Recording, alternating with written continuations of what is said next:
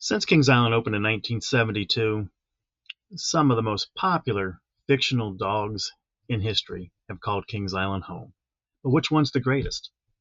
Hello, everyone. Alongside Ryan Sir, I'm Don Helbig, and this is Tower Topics.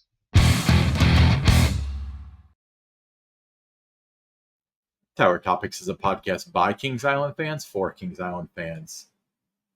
Because that's who we are, and that's who we care about.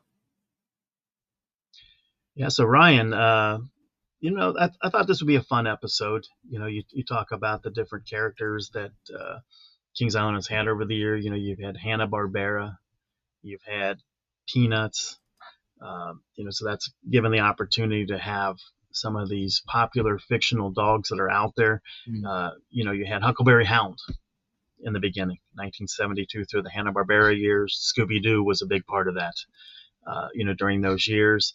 And then those characters get kicked to the curb, when Peanuts and Nickelodeon, come to town. And then you had Snoopy, so Snoopy has been there since 2010. So I thought we'd have a conversation and see what our audience thinks too. Which of these three dogs is the greatest? Yeah, down in the comments. We'll start it off with that. Scooby-Doo, Huckleberry Hound, or Peanuts. Now, Snoopy specifically. Now, I don't want to sway your decision, but Snoopy is a beagle, and I have to share a picture. This is my beagle Penny. Very cute dog, very mischievous. Yeah. So I'm going to go ahead and say Snoopy right off the bat. And that's mainly because I'm not entirely familiar with Scooby-Doo or Huckleberry. Actually, I'm familiar with Scooby-Doo to an extent, but not Huckleberry Hound at all. So you're going to have to drop some knowledge on me about that one. Well, let's start out with Scooby-Doo. Scooby was a fixture at the park. Anytime I saw Scooby-Doo out in the park, I had to get a picture with Scooby. It was just one of those things.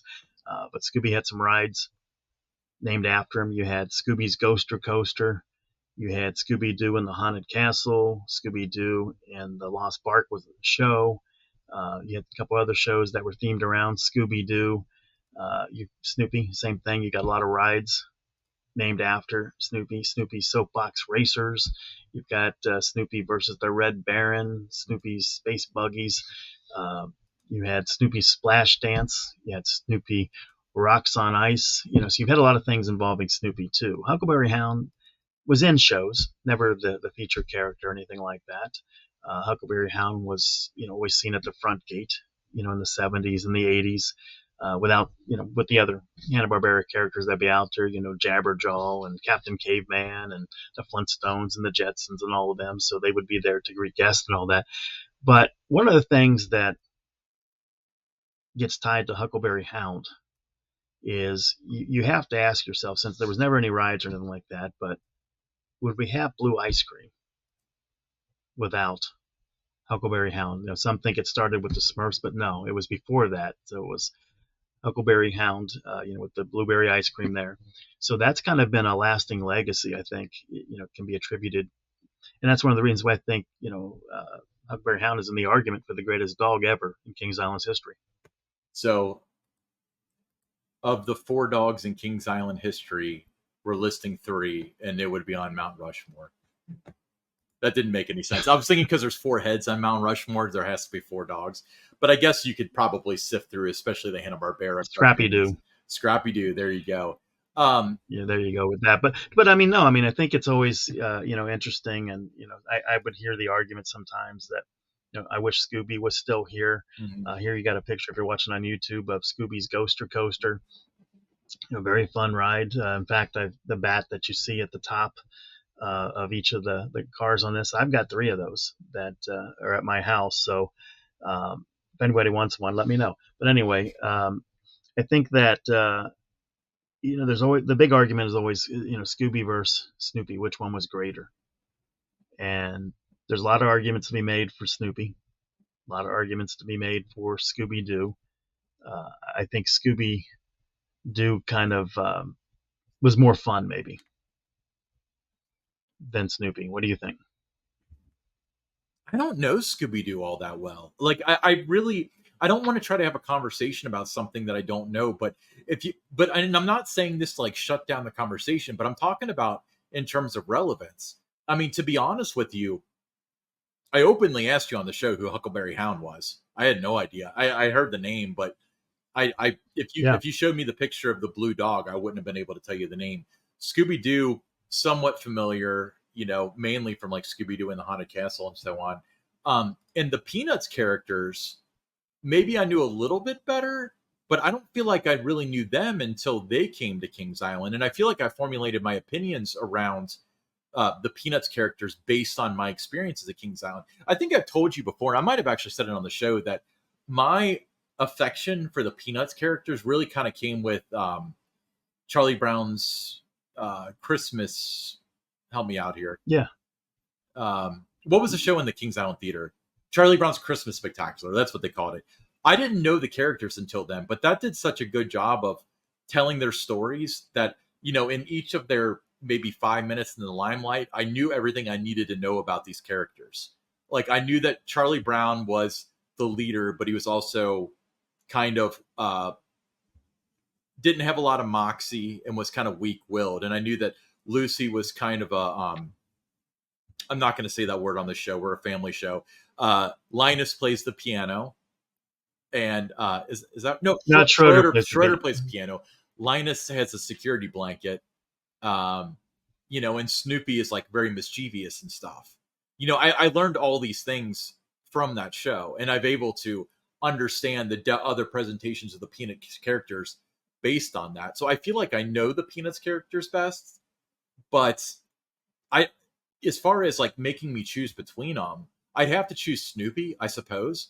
But from a historical standpoint, like if you look at the last 100 If years, you went to the park in the 70s, 80s, 90s, the 2000s, up until 2010, you would be very familiar with who Scooby Doo was. Exactly.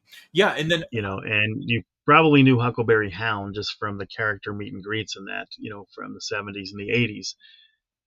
But I think the legacy there, that nobody really knows, and that's one of the reasons we like doing this show is because the historical things that we can educate, Kings Island fans like yourself, Ryan, that weren't around, back in the early days. But that's where the blue ice cream came from was Huckleberry Hound, and then when the Smurf ride opened, then it got changed to Smurf cones at that point in time. But there's a legacy there with Huckleberry Hound, so he's got to be in the argument as the greatest dog in Kings Island's history, just because of that blue ice cream that has withstood the test of time. With that, it's the most popular treat at the park. Do you think that Scooby will ever be forgiven for this?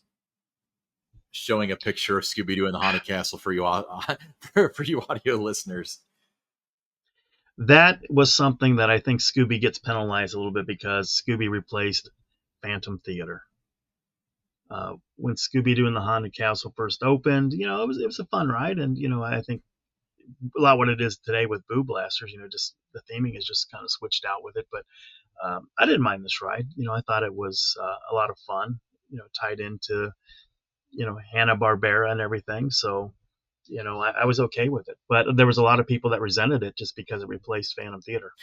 Yeah, I'm definitely one of them, admittingly. But I remember the way that it was sold was that since it's an interactive dark ride, that no two rides will be the same and stuff. And I remember riding it and being so disappointed. Like, you gave up Phantom Theater for this?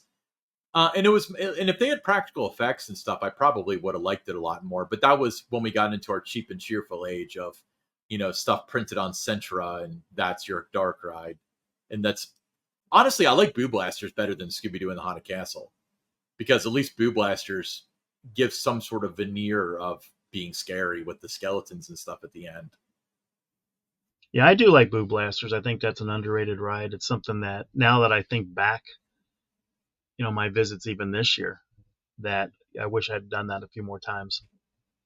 Yeah, I try to do it every visit, but it's often it's hard to get other people to do it, I've noticed. But that ride's another one where it's we talked about on a previous episode of like some of the haunt mazes have been around so long that they're just background noise. I feel like that ride's kind of like that. It's and granted, like, when we're talking about the kids area, and I know it's on International Street, but it's in Planet Snoopy. Can't convince me otherwise. But when it's in a kids area, it's a new generation every year. Like, I understand that. But at the same time, it's like that ride hasn't made any noise in 15 years or so. So I'd like to see something bigger and better. But again, and I've said this a million times, Kings Island, if you're listening, I don't want Phantom Theater, but it's Boo Blasters. Like, I don't want Cutout. I don't want Boo Blasters, but it's Charlie Brown this time. Like, wait till you have a big budget year and then do a sweet, awesome dark ride that you're willing and able to maintain. We both talked about that you have to do a great dark ride and not just kind of update what you have there, just swap out the theme with it. It's got to be great. And that's the one thing that's really, you look at the lineup at Kings Island that's missing, is that immersive high level dark ride. Yeah. And then that's where your Madhouse comes into play. That would be fun. Yeah. Well, let's, we did a poll and we did ask, who our audience thought on our X was the greatest dog of all time.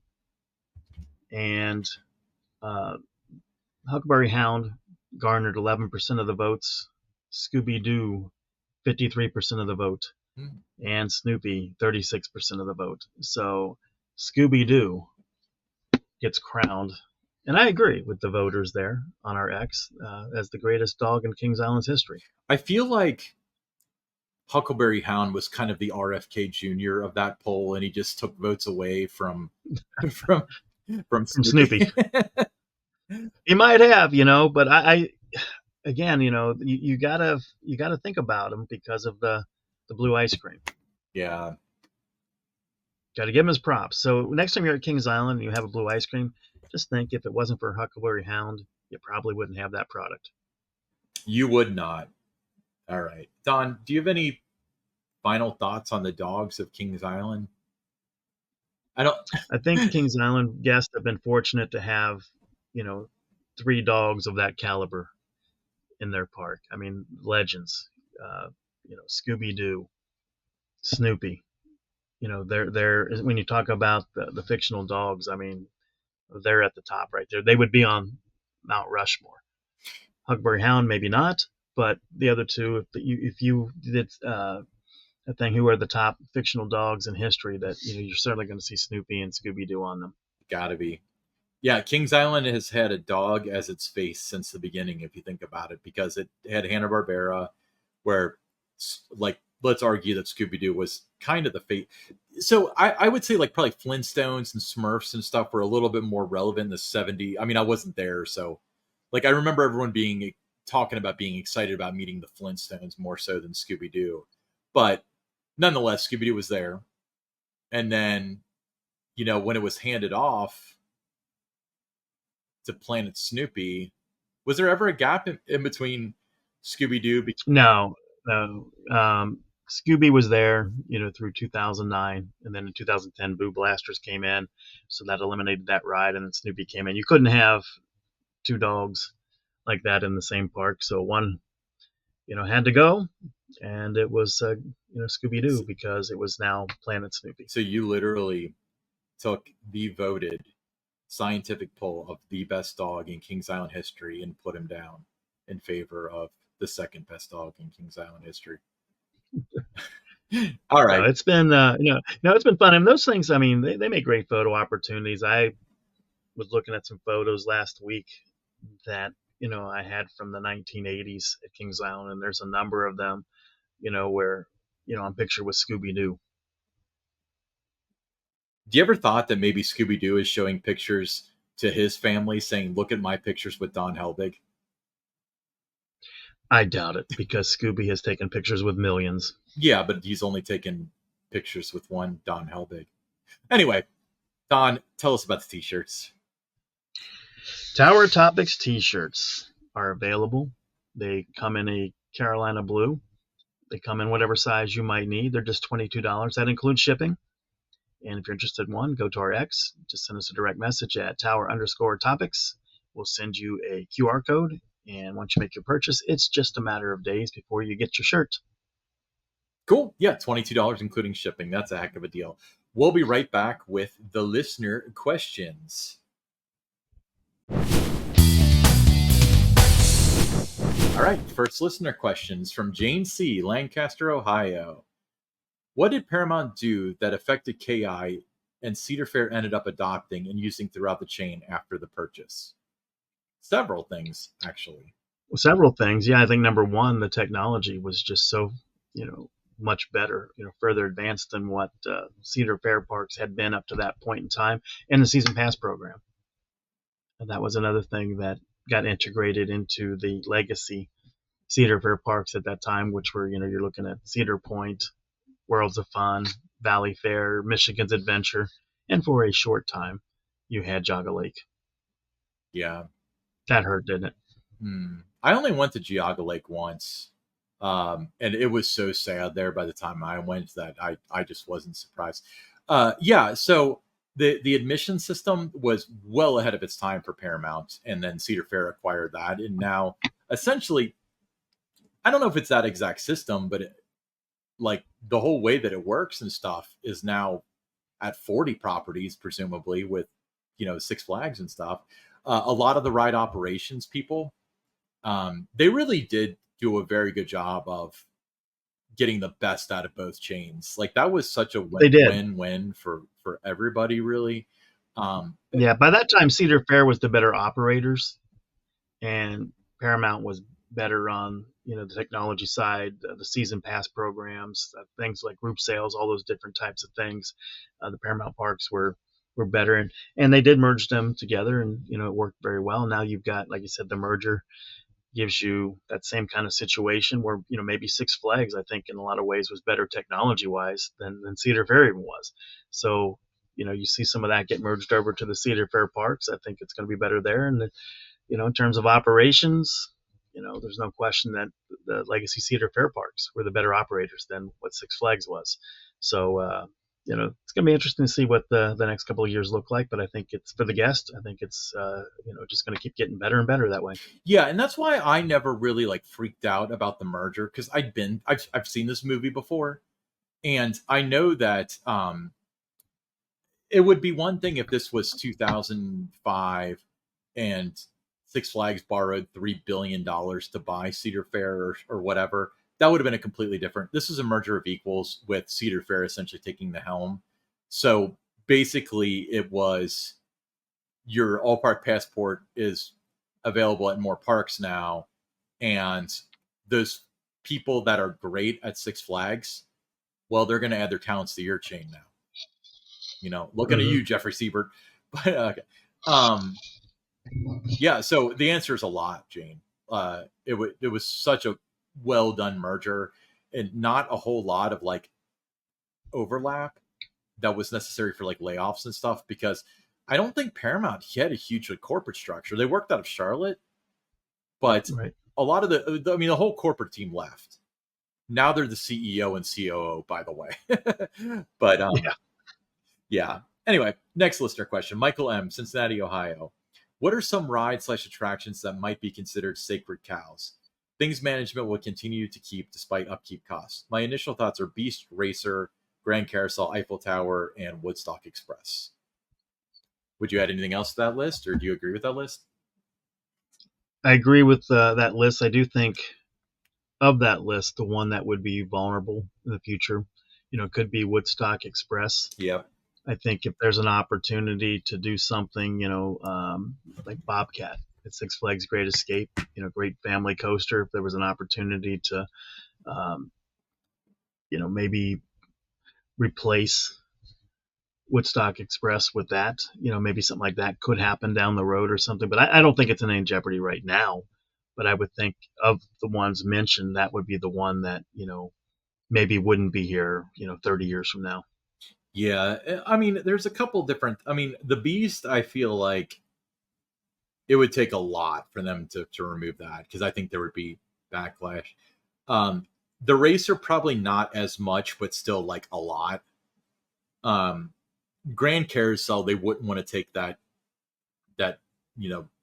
black eye because every new oldest ride at Kings Island's being removed because they cut the budget or because they said they couldn't fix it, or it's like, yeah, nobody believes that.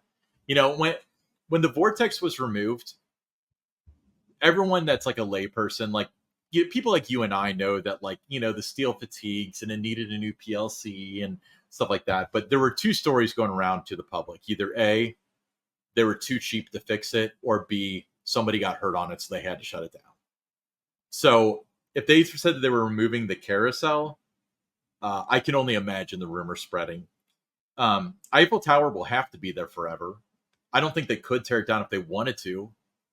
That would be tough to do in that spot. But what's that landmark? I mean, it's the thing that since the park opened, the first thing people see as they're approaching the park.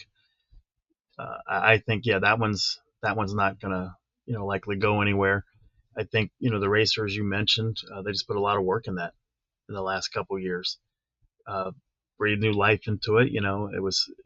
Its 50th, season, 51st season, and now they've given it another, 50 seasons with the work that they're doing to it. So it's there for future generations to enjoy. And the same thing with the Beast. They've done a lot of work with that, and they'll continue to do a lot of work with that to keep that going. The Beast 45 years, is the anniversary this year for that, 45. And for 45 years, it has been your signature attraction. It is the ride that brings people to Kings Island from outside the market. It still does. It still brings people from all over the world. They're coming to Kings Island specifically for that ride. They're not coming from all those places just because they want to ride Orion. They're not coming because they want to ride Diamondback. There's a lot of those types of coasters, in their countries and in other, states and cities around the country. So it's not like you're going to make that special trip just for those rides. Where the Beast, there's nothing else like it. It's its own animal. There's only, just only one Beast out there. So I don't think that's going to go any. So they'll do everything they can to keep that going. Now there may come a day when you just can't anymore, and that's with a lot of rides. But I think both the Racer and the Beast, it would not surprise me if both of those made it to 100. I could see that as well. But yeah, I think they're all pretty safe. Thing though about we talk about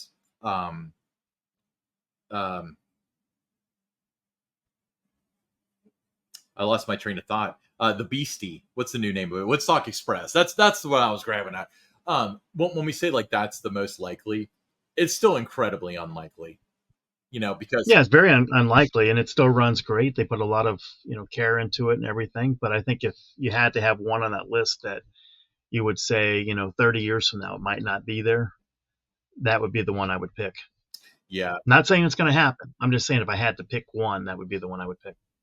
And also that would be another tough sell to the public too, because let's say they did replace it with a Wildcat kind of ride. Even if it's a better ride, you're going to get a lot of people saying like, you tore down my first coaster for another wood coaster. The hell, I mean, I don't know. Yeah. I mean, anything you do, there's going to be backlash, with it, but no, hopefully those rides are there, forever. And,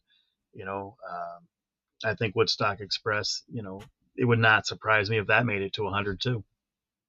That would be kind of cool. That'd be, it's kind of like how there's always that weird like mid-range coaster like the Big Dipper at Geauga Lake that outlasts the entire park. That could totally be Woodstock Express. It could be, yeah, exactly. Cool. Awesome. Hey, thanks for the question, Michael M. I'm Ryan Sirlong with On Helbig, and this is Tower Topics.